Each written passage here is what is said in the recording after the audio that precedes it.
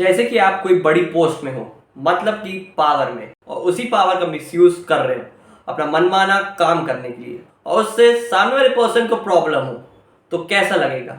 जाहिर सी बात है, अच्छा लगेगा। जैसे कि अभी आईपीसी के सेक्शन 498 के कैपिटल ए को लग रहा है, जो cruelty against women bye husband और रिलेटिव ऑफ हस्बैंड के बारे में बात करता है।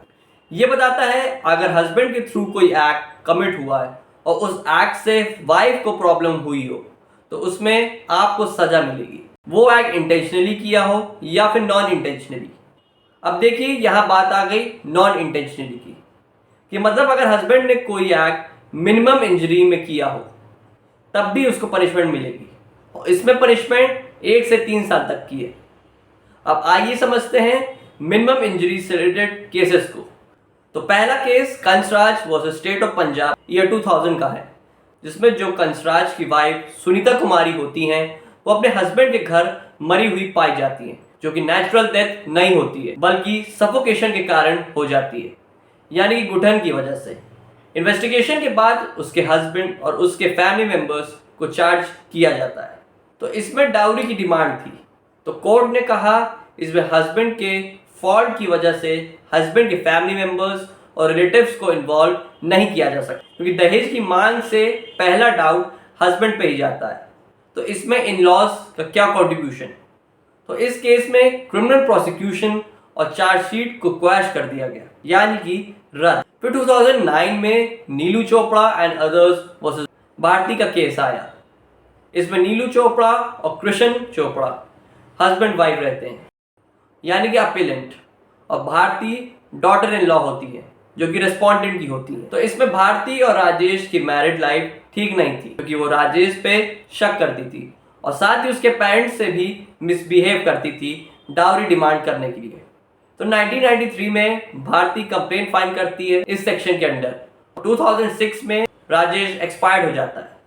तो कोर्ट ने इसमें कहा कि इसमें एक्यूज ने, यानी कि भारती ने, ये नहीं बताया कि कौन से एक्यूज ने कौन सा क्राइम किया है, और इसमें राजेश की डेथ हो गई है, तो इसमें राजेश के पेरेंट्स के ऊपर केस चलाना लॉ का अब्यूज है। तो इसमें कोर्ट ने कंप्लेन को रद्द कर दिया। फिर 2009 में एक केस आया Manju Ram Kalita versus state of Assam का, जिसमें एक वाइफ का मैरिटल रिलेशनशिप अच्छा नहीं चल रहा था अपने हस्बैंड के साथ। वो उसको मेंटली और फिजिकली टॉर्चर कर रहा था, जिससे वो घर छोड़कर चली जाती है। पर उसको बाद में पता चलता है कि उसके हस्बैंड ने सेकंड मैरिज कर ली, जिसके बाद उसकी वाइफ ने यही सेक्शन के अंडर एलिगेशन लगाए। पर यहाँ कोर्ट ने कहा कि जो सर्कमस्टांस क्रिएट हुए हैं उसके अकॉर्डिंग ये सेक्शन डिफर कर रहा है, क्योंकि ये क्रुएल्टी के बारे में बात करता है, जिससे वुमेन सुसाइड तक कर ले। सिली डिस्प्यूट्स की वजह से ये सेक्शन लगाना ठीक नहीं है। अब आपने इन सभी केसेस के अंडर देखा कि कैसे ये सेक्शन अप्लाई किया गया है, चाहे सिचुएशन कैसी भी हो, जिसका वाइफ एक स्ट्रॉन्ग वेपन की तरह यूज करती आ रही है, जिसको वो जब चाहे अपनी मर्जी से यूज करती है, जो वाइफ के लिए तो बेस्ट है बट हस्बैंड को नेगेटिव इम्पैक्ट कर रहा है, जिसमें अपडेशन करना बहुत ही नेसेसरी है। अब चलते हैं सबसे लेटेस्ट जजमेंट के ऊपर, जो कि 9 फरवरी 2022 का है, जिसमें सुप्रीम कोर्ट के डिवीजन बेंच एफआईआर को क्वैश किया, जो कि वाइफ ने फाइल की थी अपने हस्बैंड के रिलेटिव्स के अगेंस्ट, जिसमें उसने अपने हस्बैंड की क्रुएल्टी और दहेज के लिए परेशान करने का आरोप लगाया, और साथ ही ये भी कहा कि उसके हस्बैंड ने मेंटली टॉर्चर किया है, और साथ ही अपनी प्रेगनेंसी को खत्म करने के लिए धमकाया। बट यहाँ कंप्लेनेंट यानी कि उसकी वाइफ इन एलिगेशंस को प्रूव करने में फेल हो गई, क्योंकि वेरीफाइड एलिगेशंस के एब्सेंस में हम अगर ऑर्डर देंगे तो ये प्रोसेस ऑफ लॉ का अब्यूज होगा। तो उसकी एफआईआर को 428 सीआरपीसी के अकॉर्डिंग क्वैश कर दी गया, और साथ ही ऑनरेबल सुप्रीम कोर्ट ने कहा कि 498 कैपिटल ए एक इंस्ट्रूमेंट की तरह है, हस्बैंड और रिलेटिव्स को सेटल करने के लिए पर्सनल स्कोर की तरह यूज हो रहा है, यानी कि ऐसा हथियार जो नुकसान के बदले नुकसान पहुंचाने का काम करता है। तो यही है आईपीसी सेक्शन 498 का कैपिटल ए की प्रैक्टिकल मीनिंग।